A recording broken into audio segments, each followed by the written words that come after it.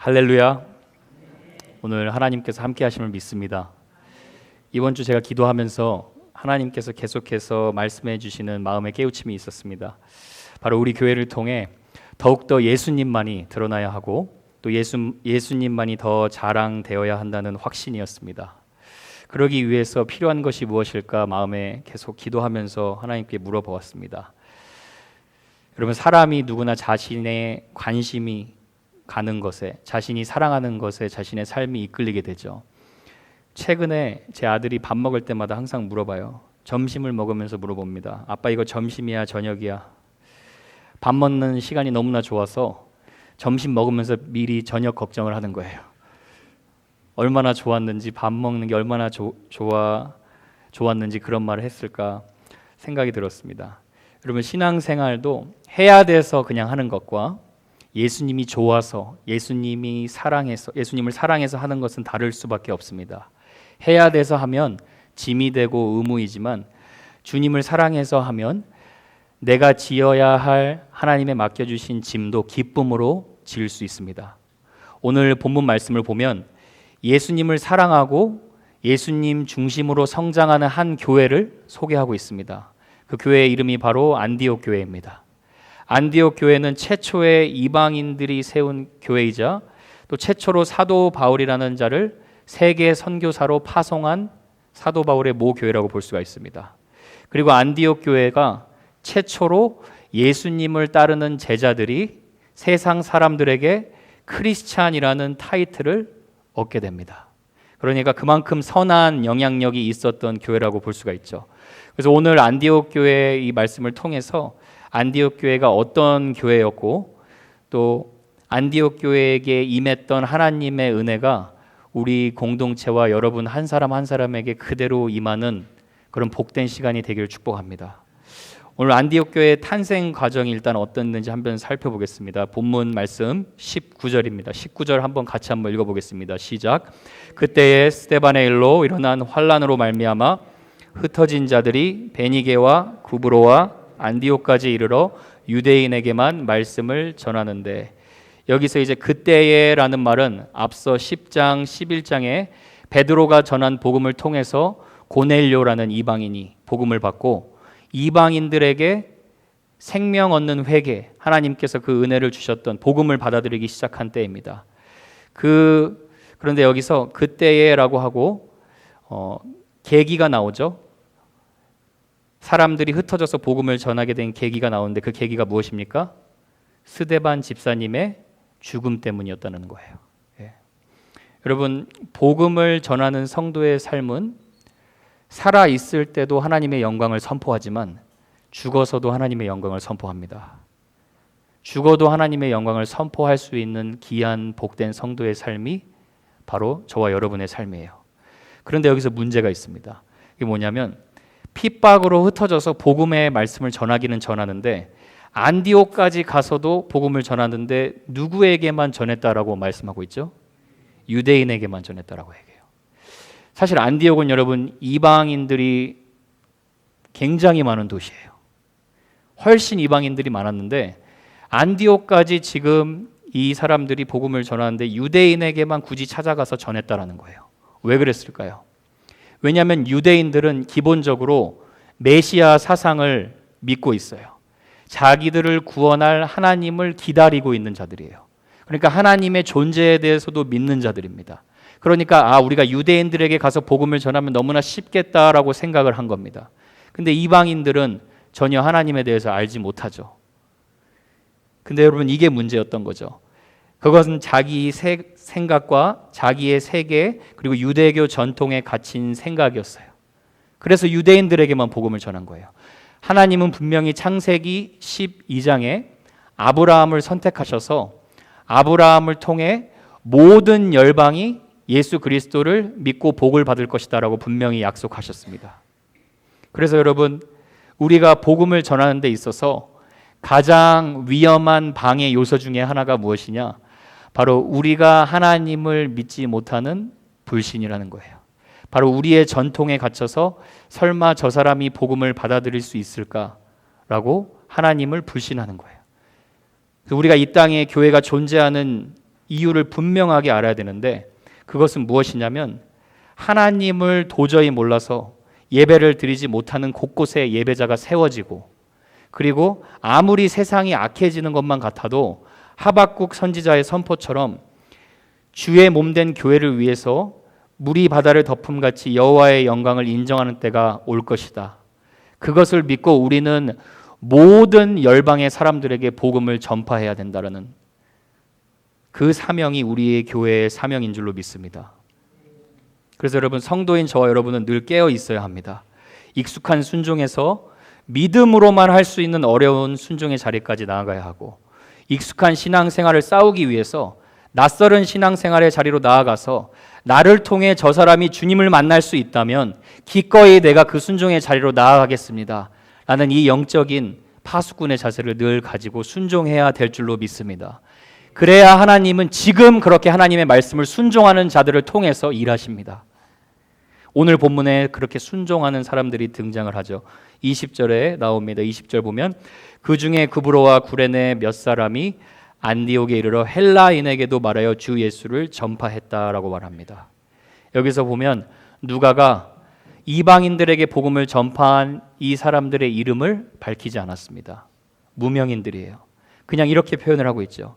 그 중에 구레네 사람 몇 사람이라고 얘기를 하고 있어요. 이 무명의 사람들이 하나님의 말씀에 순종해서 예수 그리스도를 이방 사람들에게 전파하기 시작한 거예요. 그리고 이들을 통해서 최초로 이방인 안디옥 교회가 세워졌다라는 거예요. 여러분, 제가 이 말씀을 묵상하면서 하나님이 왜 누가를 통해 이 사람들의 이름을 기록하지 않았을까 생각해 보았습니다. 아마도 이 사람들이 자신의 이름을 기록하지 말라고 부탁하지 않았을까? 주 예수 그리스도만이 드러나는 것이 자신들의 소원이라고 말해주지 않았을까라는 생각이 들었습니다. 여러분, 하나님께서 쓰시는 자의 특징은 사람들의 인정을 구하는 자가 아니에요. 하나님께 인정을 받았음에 만족하고 그분의 사명에 따라 순종하는 자들을 통해서 하나님은 일하신다라는 거예요. 그래서 고린도전서 1장 21절에도 보면 이런 말씀이 있죠. 하나님의 지혜에 있어서는 이 세상이 자기 지혜로 하나님을 알지 못하므로 하나님께서는 누구를 택하셨습니까? 전도에 미련한 것으로.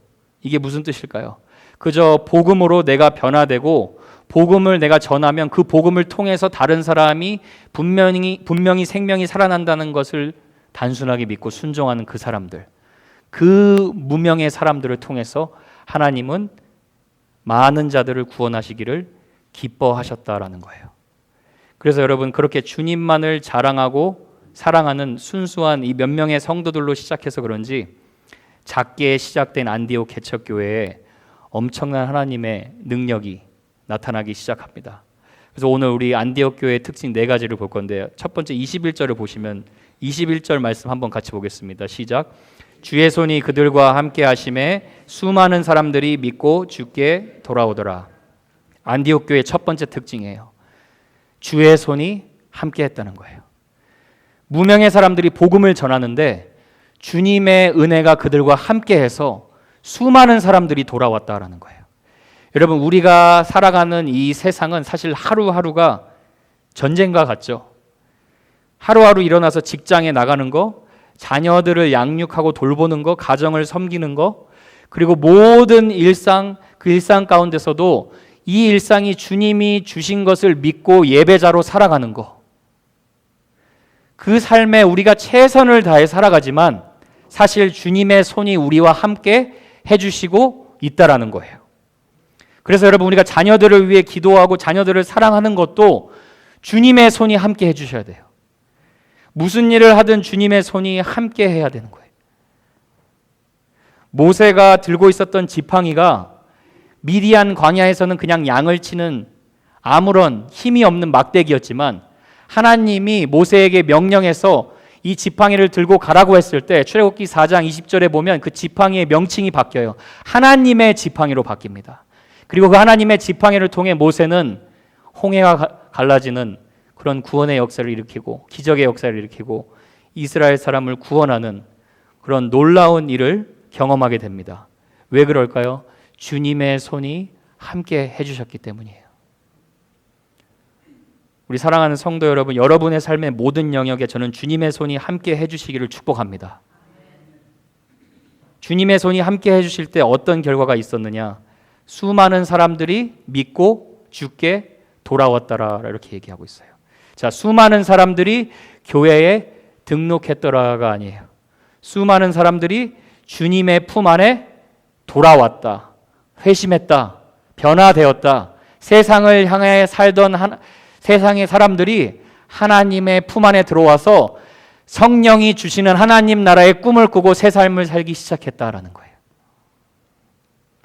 여러분, 제가 말씀을 보면서 왜 하나님이 안디옥 교회에게만 주님의 손을 이렇게 충만하게 함께 해주셨을까라는 질문을 던져보았습니다. 두 가지 정도 제가 추측하게 됐는데, 첫 번째로 여러분 본문 말씀에서 추측해 보자면 왜 하나님이 이 몇 사람에게 주의 손을 함께 은혜로 베풀어 주셨을까요? 첫 번째는 여러분 너무나 사실 간단해요. 이 소수의 몇 사람만 하나님의 뜻에 순종했기 때문이에요. 다른 사람들 다 유대인에게만 복음을 전하는데 이 사람들은 아니야, 하나님은 열방의 복음을 전파하라고 하셨어 하고 이 사람들은 하나님의 뜻에 순종한 거예요. 자, 여러분, 여기서 우리가 한 가지 원리를 발견합니다. 언제 주님의 손이 우리 삶의 모든 영역 속에 함께 할까요? 내 뜻대로 하지 않고 주님의 뜻에 합당하게 순종할 때입니다. 우리는 여러분 세상 일을 하면서 우리의 욕심을 채우기 위해 주의 손이 함께 해달라고 기도할 때가 있어요. 그러면 사실 주의 손이 멀어져 갑니다. 근데 주의 손이 우리 삶에 함께하는 것은 주님의 뜻에 순종하면 되는 거예요. 어려운 것이 아니에요. 지금 내 삶에 하나님께서 주신 그 하나님의 말씀을 순종하면 주의 손이 함께 해준다라는 거예요. 누가복음 5장에 보면 여러분 예수님께서 갈릴리 바다 근처 어부들에게 말씀을 전하시고 계십니다. 말씀을 마치실 때쯤에 베드로가 기진맥진한 얼굴을 하고 예수님께 찾아와요. 왜 기진맥진해 있었습니까? 베테랑 출신 전문가 어부 베드로가 물고기를 잡으려고 노력했는데 밤새 하나도 못 잡은 거예요.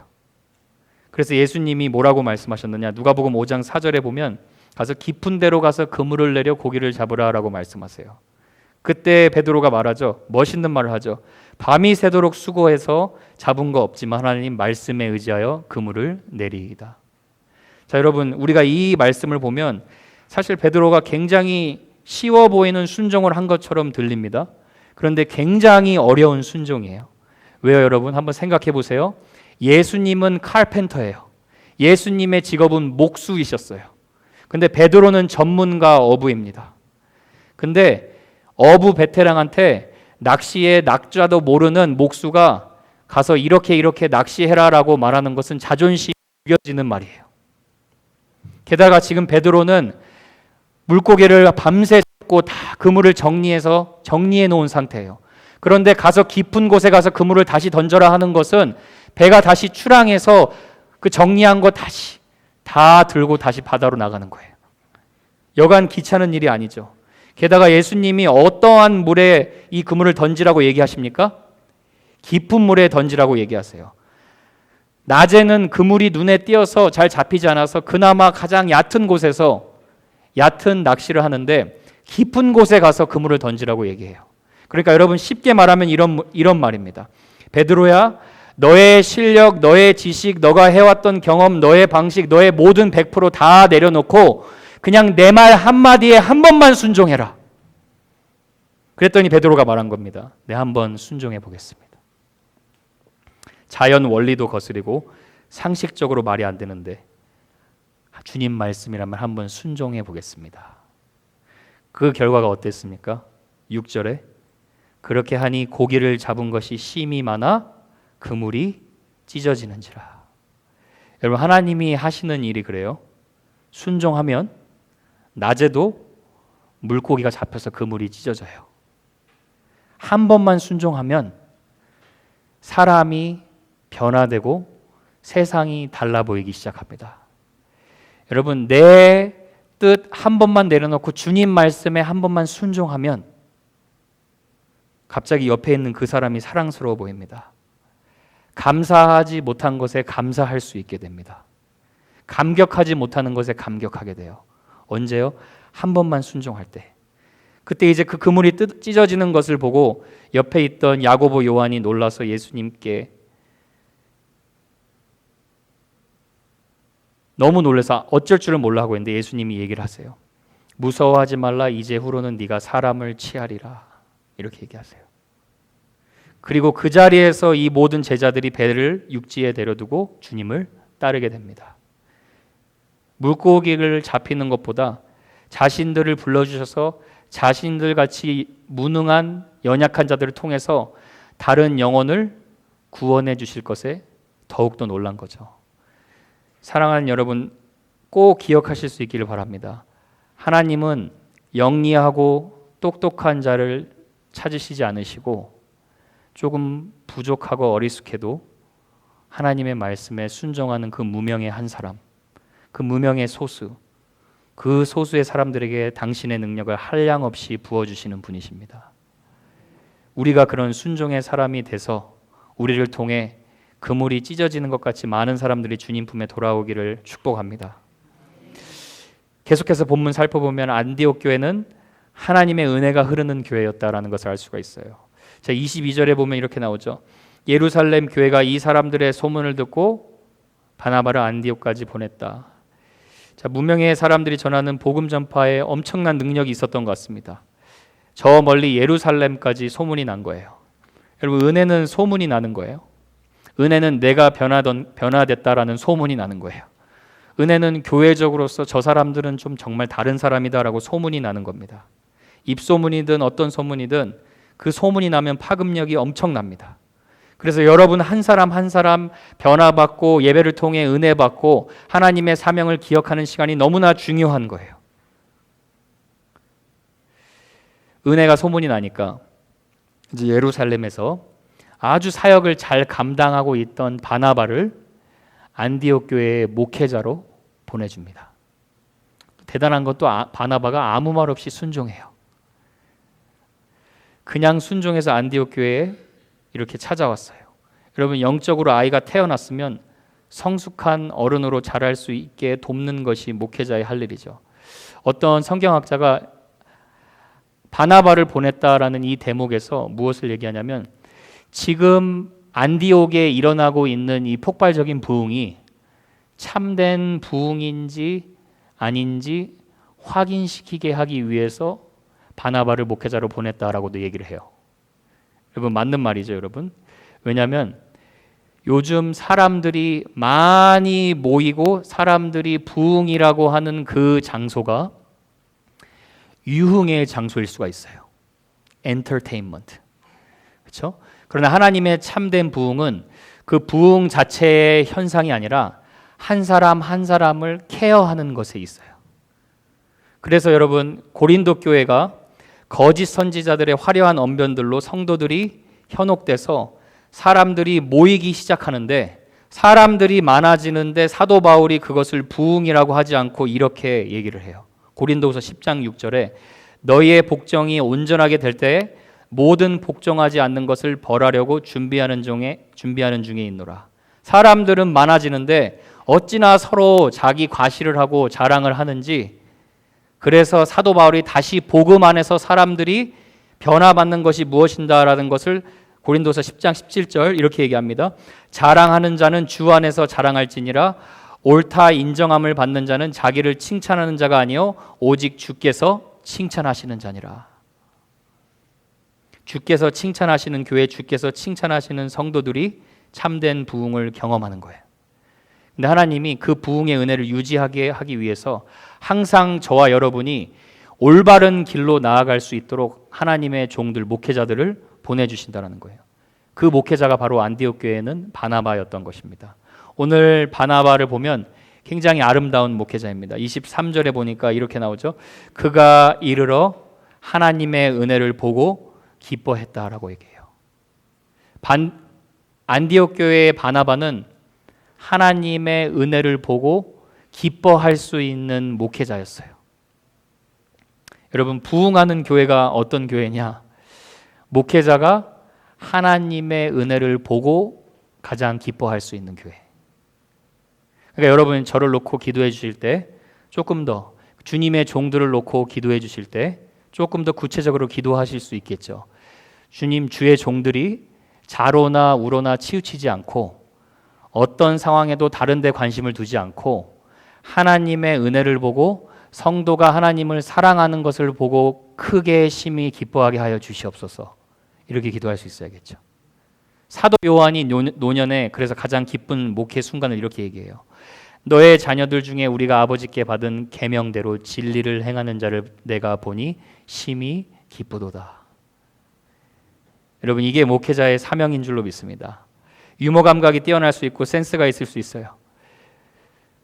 근데 성도 한 사람 한 사람이 말씀대로 행하는 것을 보고 심히 기뻐할 수 있는 목회자, 그런 목회자가 바나바였고 그런 목회자가 제가 될 수 있기를 저는 소원합니다. 여러분이 기도해 주셔야 합니다. 23절에 보니까 이 바나바가 이 성도들에게 이렇게 위로하고 권면합니다. 모든 사람에게 굳건한 마음으로 주와 함께 머물러 있으라 라고 얘기해요. 영어 성경에 훨씬 더 잘 표현되어 있습니다. Remain faithful to the Lord with steadfast purpose라고 나와요. 주님께 충성된 삶, 주님을 사랑하는 그 목적에 흔들리지 말라는 거예요.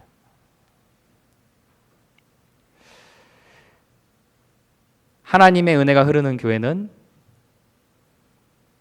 하나님의 종들이 하나님의 성도를 보고 은혜를 보고 기뻐할 수 있는 목회자였다라고 볼 수가 있어요.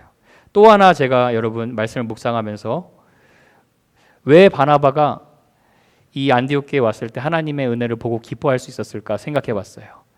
여러분, 하나님의 은혜가 보였다라는 것은 성도 한 사람 한 사람이 서로를 사랑하고 섬기고 주님을 사랑한 것이 바나바의 눈에 보였다라는 것이죠. 그러니까 서로 뜨겁게 주님 안에서 교제하면서 사랑했다라는 거예요. 최근에 여러분 제가 바울이 세상에게라는 책에서 권호 교수님이라는 분이 쓰신 그 내용의 감동적인 실화를 읽게 되었는데, 이분이 이제 이민교회 청년부 목사로 섬길 때의 이야기입니다. 이민교회니까 나름 청년들이 다양한 청년들이 섞여 있었던 거예요. 미국에서 자란 2세 청년들, 1.5세, 그리고 또 1세 청년들까지. 그 중에서 한국에서 유학을 온 자매의 이름이 지혜라는 자매가 있었고, 또 미국에서 태어났지만 한국말을 잘하는 세이라는 자매가 있었습니다. 이 지혜라는 자매가 한국에서 유학을 왔는데 지혜 자매는 가정 환경이 아주 부유합니다. 게다가 굉장히 똑똑해가지고 MIT를 다니고 있었습니다. 근데 반면에 세이라는 자매는 정반대의 삶을 살고 있어요. 부모님의 사업이 어려워져서 사실 모든 것을 다 정리하고 보스턴으로 이사를 와야만 했던 것이에요. 그래서 당시 상황이 너무나 어려워서 학교도 다닐 수 없었고 음식점에서 서빙을 하면서 돈을 벌어 집을 도와주는 상황이 있었습니다. 근데 이 전혀 어울릴 수 없는 환경에 살았던 이 두 자매가 서로 뜨겁게 사랑한 거예요. 뜨겁게 서로를 아껴준 거예요. 지혜라는 자매, MIT를 다닌 자매가 갑자기 벼랑간 의대에 가겠다고 청년부에게 기도해달라고 부탁을 합니다. 청년들이 자기 일처럼 열심히 기도를 해줘요. 그리고 몇 주 후에 놀랍게도 좋은 의대들에서 몇 군데에서 인터뷰 요청이 오고 입학 허가도 받게 됩니다. 그래서 목사님이 그걸 보고 하나님께 너무 감사드린다. 우리가 열심히 기도해 줬으니까 거하게 한턱 우리 지혜한테 얻어먹자. 이렇게 영적인 긴장을 푸신 거예요. 근데 갑자기 세이 자매가 얘기를 하는 겁니다. 목사님, 근데 아직 한 군데 남았잖아요. 하버드 의대에서 아직 결과 안 나왔으니까 아직 더 열심히 우리가 기도해 줘야죠. 그때 이제 목사님이 아신 겁니다. 누구보다도 지혜 자매를 위해서 뜨겁게 기도해 주던 자매가 바로 세이 자매였구나. 세이 자매는 자기도 간간히 겨우겨우 하루를 살아가는데 알고 보니까 금식까지 하면서 지혜 자매를 위해서 친구의 앞날을 위해 기도해 준 겁니다. 그리고 나서 지혜 자매가 하버드 의대에 놀랍게도 입학 허가를 받게 됩니다. 그 입학 소식 전하자마자 청년들이 할렐루야를 외치면서 막 소리를 질렀어요. 근데 옆에서 한 명이 조용히 앉아서 울면서 하나님께 감사 기도를 드리고 있는 거예요. 눈물을 흘리면서 기도하던 그 자매가 바로 세이 자매였어요. 지혜라는 자매가 하버드 의대에 들어가게 되고 뜻하지 않게 장학금을 받게 됩니다. 근데 그 장학금 받은 전액을 세이 자매에게 고스란히 선물해 줍니다. 여러분, 은혜가 넘친다는 것이 무엇이냐? 내가 지혜 자매 말고 세이 자매의 관점에서 생각해 보세요. 내가 예수님의 사랑을 받았다는 그 이유 하나 자체로 내 삶에 처한 환경이 어떠한들 내 옆에 있는 형제 자매가 하나님의 충만한 복과 은혜를 간절하게 받기를 원하는 그 마음이에요. 그 예수님의 마음이에요. 바나바가 안디옥교에 왔을 때 이 은혜의 기쁨이 넘쳐나고 있지 않았을까 생각이 듭니다. 여러분, 우리 교회에 그런 사랑의 은혜가 충만하게 넘치기를 축복합니다. 세 번째로 안디옥 교회는 영적, 인격적 리더십이 세워진 교회였습니다. 자, 본문 말씀 24절. 바나바는 착한 사람이요 성령과 믿음이 충만한 사람이라. 이에 큰 무리가 주께 더하여지더라. 자, 안디옥 교회의 지도자로 목회자로 온 바나바가 어떤 사람이에요? 착한 사람. 사랑하는 성도 여러분, 크리스찬은 착해야 합니다. 정말 착해야 해요. 자, 여러분, 제가 도덕적인 설교를 하는 게 아닙니다. 하나님의 사람은 도덕적인 권위가 회복된 빛의 자녀로, 빛의 자녀의 열매는 무엇입니까? 착함과 의로움과 진실함에 있다고 하셨어요. 하나님의 사람은 착해야 합니다. 예수님 믿기 전에 착하려고 하는 것은 나의 이미지 관리였습니다. 예수님 믿고 나서 착한 사람으로 사는 것은 주님의 영광을 가리지 않게 하기 위해서예요. 주님의 평판을 자랑하기 위해서예요. 쉽게 말하면 바나바는 인격이 준비된 사람이었다라고 알 수가 있어요. 자, 세상 사람에게 사람들이 우리 어떤 김 집사님을 물어봅니다. 그럼 김 집사님에 대해서 세상 사람들이 평가합니다. 저분은 사람 말을 경청할 줄 아시는 분입니다. 저분은 자기 감정을 절제할 줄 아시는 분이에요. 저분은 확실히 좀 다르긴 다르더라고요. 요새 기독교가 개독교라고 불리는 안타까운 추세이지만 저분 보니까 예수 믿는 사람, 착한 사람이라는 거 어떤 뜻인지 조금 이해가 갑니다. 여러분, 여러분이 그런 평판을 들어야 될 줄로 믿습니다. 그런데 여러분, 착한 사람이 되려면 내 힘으로 되지 않아요. 성령과 믿음이 충만해야 합니다. 나오죠? 착한 사람이지만 성령과 믿음이 충만한 자. 성령과 믿음이 충만했기에 인격적으로도 성숙했던 거예요. 혹자의 말대로 어떤 사람은 영적으로 너무나 충만한데 이성과 상식을 뛰어넘는 믿음을 가지고 너무나 많은 기적을 경험했는데 인격이 준비되지 못한 사람이 있다라고 얘기해요. 그래서 그 사람은 하나님이 주신 영적인 능력, 인격으로 다 까먹는 사람들이에요. 근데 또 반면에 어떤 사람은 인격적으로 너무나 훌륭합니다. 고상하고 기티가 나고 영리하고 합리적이고 논리적입니다. 근데 그게 다예요. 초자연적인 하나님의 기적, 능력, 전능하신 하나님에 대한 하나님을 믿는 그 믿음의 영역에 대해서 너무나 모른다라는 거예요. 저와 여러분은 그 두 가지 전부 다 고루 갖춘 자로 하나님께서 은혜를 베풀어 주셔야 될 줄로 믿습니다. 착하고 성령 충만하고 믿음이 충만한 자가 되어야 돼요. 그것이 바로 우리가 바로 앞서 살펴봤던 그 두 가지를 다 갖췄던 자가 느헤미야였어요. 실력이 출중한데 자신의 실력을 믿지 않고 교만하지 않고 철저히 기도했던 사람이었고, 감정적으로 사건을 처리하지 않고 철저히 하나님의 말씀대로 기도하고 계획해서 실행했던 사람. 사랑하는 여러분, 우리가 이런 인격적, 영적인 균형을 갖추어서 안디옥 교회같이 쓰임 받을 수 있기를 축복합니다. 바나바의 또 다른 아름다운 리더십이 등장하는데 25절에 보면 굉장히 간략하게만 적었어요. 바나바가 사울을 찾으러 다소에 갔다라고 얘기 나와요. 지리적, 역사적으로 따지자면 지리상으로 봤을 때 여러분, 바나바가 있던 곳에서 다소로 가는 것은 산을 넘고 강을 건너서 아미누스라는 산맥을 타고 175km를 걸어가야 하는 힘든 여정이에요. 그런데 바나바가 사울이 생각난 거예요. 나 혼자는 안 되겠다. 자기 영광에 취하지 않고 있었어요.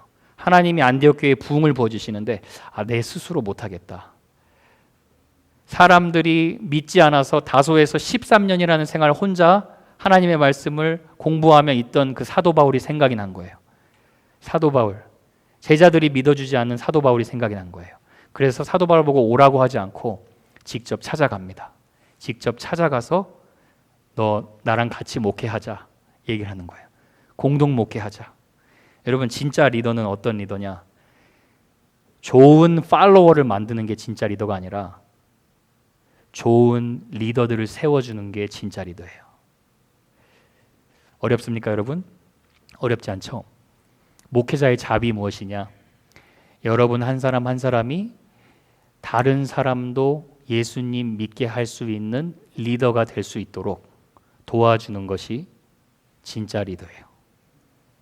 성격적으로 보았을 때 여러분 아마도 바나바는 상담 목사님을 하지 않았나 싶어요. 위로자라 그랬죠. comfort, 그렇죠. 위로가 충만한 자라 그랬죠. 그래서 아마 바울은 비전으로 담대하게 비전을 나누고 설교하고 선포했다면 바나바는 한 사람 한 사람 따뜻하게 만나서 위로하고 권면해주는 그런 목회를 했다고 생각합니다. 여러분, 여기서 바나바가 왜 이렇게 자기 욕심 다 내려놓고 사울에게 찾아가서 사도 바울과 함께 목회하자라고 얘기할 수 있었을까요? 이유는 한 가지예요, 여러분. 성도의 살아가는 이유도 한 가지입니다. 하나님의 사명에 집중했기 때문이에요. 내 삶의 이유가 하나님의 사명에 집중했기 때문에 욕심이 없는 거예요. 안디옥 교회 메가철치로 키우자가 아니라 안디옥 교회를 통해서, 우리 교회를 통해서 열방의 복음을 전파하자. 하나님의 뜻을 놓치지 않았다라는 거예요. 사랑하는 여러분, 살아있는 교회가 어떤 교회예요? 성도 한 사람 한 사람, 교역자 한 사람 한 사람이 자리가 아니라 사명에 집중하는 교회입니다. 맞습니까, 여러분? 교회 한 사람 한 사람이 숫자에 집중하는 것이 아니라 영혼에 집중하는 교회예요. 내 옆에 영혼이 주님을 몰라서 방황하고 있으면 눈물 흘릴 수 있는 교회가 돼야 돼요. 성공이 아니라 주님께 충성할 수 있는 그 방향에 맞춘 교회예요. 우리의 즐거움이 아니라 하나님을 기쁘시게 하는 것에 목적을 두는 교회가 하나님이 사용하시는 교회입니다. 안디옥 교회를 보면서 하나님이 마음이 시원하셨을 거라고 생각이 들어요. 우리 교회도 이런 교회 될 수 있기를 축복합니다. 그럼 어떻게 시작해야 될까요? 마지막 네 번째, 안디옥 교회는 말씀으로 양육하고 양육받고 살아내는 교회였어요. 자, 26절, 사도 바울을 만나서 안디옥에 데리고 옵니다. 자, 둘이 뭘 했어요? 교회에 1년간 모여 있어 큰 무리를 가르쳤다라고 얘기해요. 집중적으로 1년 동안 하나님의 말씀을 가르친 거예요. 그렇죠? 이 사고 방식과 인식과 나의 가치관이 완전히 변화되어서 예수님을 사랑하고 예수님을 전하는 것이 내 인생의 분명한 목표가 될 때까지 하나님의 말씀을 온전히 가르친 거예요. 여러분, 교회가 한자로 무슨 뜻인지 아시죠?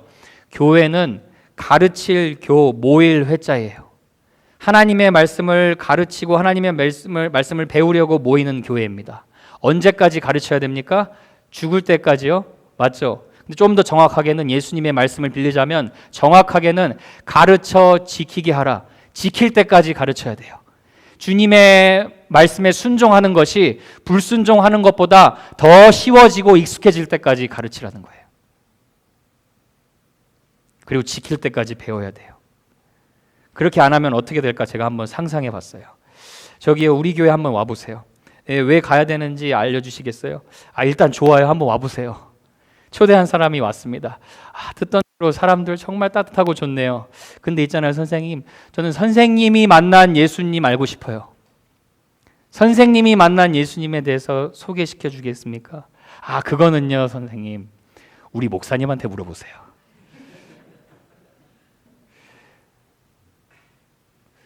말씀이 마음에 심겨지지 않으니까 모르는 거죠. 제가 신방을 합니다, 여러분. 성도를 위로합니다. 아이고 성도님 잘 지내셨습니까? 아, 네, 잘 지냈습니다. 아, 목사님 일단 이 커피 한 잔 드시죠. 성도님 다음 주에는 꼭 교회 나오셔야 합니다. 아, 알겠습니다. 다음 주에는 꼭 나가겠습니다. 주 예수 그리스도의 은혜가 여기 있을지어다. 기도하고 나옵니다. 근데 여러분, 목회자로서 제일 두려운 현실이 무엇인지 아십니까? 교회를 나왔는데 교인들 중에 말씀으로 제대로 양육받지 못해서 구원을 받기는 받았는데 영적인 고아처럼 살아가는 교인이 있었다는 거, 제가 모를 때 아무렇지 않게 방관했는데 하나님 앞에 제가 섰을 때, 너 왜 그 아무개가 예수님을 믿지도 않고 신경 쓰지도 않고 세상에 빠져서 교회 나오는 척만 하고 있었는데 너 왜 그거 신경 쓰지 않았냐라고 저한테 물으실 때, 너 왜 생명의 말씀으로 양육하지 않았냐 물으셨을 때, 제가 하나님 앞에 뭐라고 말할 수 있을까요? 여러분, 이번 여름부터 우리 전교인 기초 복음 다지기 다시 시작합니다.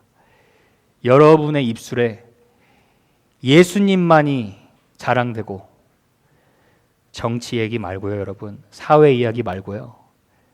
여러분 나 얼마나 힘들었다 이 얘기 말고요. 예수님이 나를 이렇게 변화시켜 주시고 계시다. 이 말씀, 이 은혜가 자랑될 때까지 1년이고 2년이고 3년이고 여러분 걸려도 주님의 말씀에 충만할 때까지 우리 교회가 이걸 시작하려고 합니다. 그러면 여러분 1년, 2년, 3년, 10년을 준비해도 10년 받을 은혜 하나님이 한 번에 부어주실 수가 있어요. 어떤 분이 세상에 12교인의 종류가 있다는 재밌는 글을 읽었어요. 5종류만 얘기해 드릴게요. 달구지 교인, 누군가 꼭 밀어주어야만 교회에 나오는 교인이랍니다. 연, 날리는 연 있죠? 연 같은 교인. 붙들고 있지 않으면 소리 소문 없이 사라지는 교인. 고양이 같은 교인. 줄곧 토닥거려야만 교회에 나오는 교인. 자, 풋볼 같은 교인. 언제 어디로 통통 튀어버릴지 모르는 교인. 심판관 교인. 눈에 보이는 모든 것을 점수로 매기고 평가하는 교인. 한 가지 더 재밌는 것도 있었는데 핸드폰 교인이라는 것도 있대요. 예배 시간만 되면 핸드폰을 묵상하는 교인. 여러분, 안디옥 교회는 어떤 교인이었어요? 비로소 안디옥에서 그리스도인이라 일컬음을 받았는지라 나와요. 그리스도인은 누가 지어준 별명이에요? 세상 사람들이 지어줬어요. 크리스티아노이라는 말은 그리스도께 속한 자. 얼마나 예수님처럼 예수쟁이처럼 살았으면 세상에서 저 사람들 크리스찬이라고 영광스러운 별명을 지어주었을까요? 여러분, 말씀이 우리 삶의 심령에 심겨지고 말씀대로 양육하고 양육받고 살아가는 교회가 왜 중요하냐? 말씀대로 양육받으면 달구지 교인, 고양이 같은 교인, 풋볼 같은 교인이 아니라 오직 예수 그리스도만을 자랑하는 진짜 그리스도인을 생산하기 때문입니다. 말씀으로 충만해지면 고양이 교인이 사라지고 여러분이 고양이 교인을 토닥거리게 돼요. 말씀으로 충만해지면 자격 없는 자에게 은혜를 베푼 하나님의 사랑으로 감동되었기 때문에 공로의식이 사라집니다. 통통 튀고 자신을 자랑하는 교인들도 줄어듭니다. 왜요? 기록된 바 주 안에서 자랑하는 것만을 기뻐하는 그리스도인들이 되기 때문입니다. 안디옥 교회가 왜 이런 영광스러운 별명을 얻었을까? 아마 입만 열면 예수 그리스도를 말했던 것 같아요. 도대체 당신 왜 교회 나갑니까? 저 예수님 만나려고요. 로마 시대 때는 여러분 안디옥 교회의 노예 비율이 70%였어요. 그럼 그 중에 70%가 성도들이 노예 비율이었다는 거죠. 그럼 물어보는 거예요. 당신은 그렇게 노예로 살면서 어떻게 그렇게 하나님을 찬양하며 감사하며 살 수가 있습니까? 아, 제 주인님은 사람이기 전에 제 주인님은 영광스러운 주님이거든요. 그래서 저는 모든 일을 하든 주님께 하듯 합니다. 당신 뭘 위해 그렇게 열심히 일해서 돈을 모으십니까? 예수님의 몸된 교회와 열방의 선교를 위해서요. 저 사람들 안 되겠다. 별명을 하나 지어주자. 예수쟁이, 그리스도쟁이 어떻습니까? 좋습니다. 하고 그리스도인이라고 불렀다라는 거예요. 사랑하는 여러분, 그리스도인이 된다는 게 어떤 의미입니까? 말씀을 마치겠습니다. 내가 전능하신 하나님, 무소부재하셔서 모든 곳에 계신 하나님, 나를 눈동자같이 지켜주시는 하나님, 그 영원한 사랑으로 나를 붙들어 주시는 하나님이 나의 아버지로, 나의 아버지임을 믿고 모시고 살아갈 수 있는 영광이에요. 그리스도인이라는 말은 여러분, 내가 죄를 지을 때마다 죄인이라고 하지 않으시고 너의 죄 내가 내 아들을 통해 다 씻겨놨으니까 너 다시 예수 보고 예수님을 바라보며 평생 찬양하고 감사하며 살아라. 그렇게 살 수 있는 자가 그리스도인이에요. 그래서 여러분, 사도 바울이 로마서 15장 13절에 보면 크리스찬은 이 세상 사람들 중에 가장 소망이 넘치는 자라고 얘기를 해요. 이렇게 나오죠. 소망의 하나님이 모든 기쁨과 평강을, 예수 그리스도를 믿음 안에서 충만하게 하사 성령의 능력으로 너의 삶에 항상 소망이 넘치게 하려 하심이라. 여러분, 그리스도인이 가지고 살아가는 이 소망은 낚싯대를 바다에 던져서 언젠간 물고기가 잡히겠지 하는 이런 위시 소원이 아니라 절대 깨어지지 않는 예수 그리스도라는 밧줄에 매여서 하나님의 나라 가기까지 끝까지 보호받고 인도함을 받아 결국은 하나님 나라에 입성할 수밖에 없는 그 영광스러운 존재, 그 존재가 바로 그리스도인이라는 것입니다. 그래서 사랑하는 여러분, 여러분이 기억하실 수 있기를 바랍니다. 이 세상에 그 누구 부럽지 않을 사람이 바로 그리스도인인 저와 여러분인 줄 믿습니다. 그 그리스도를 사랑하고 닮아가고 자랑하는데 쓰임받는 우리 공동체 되기를 주님의 이름으로 축복합니다.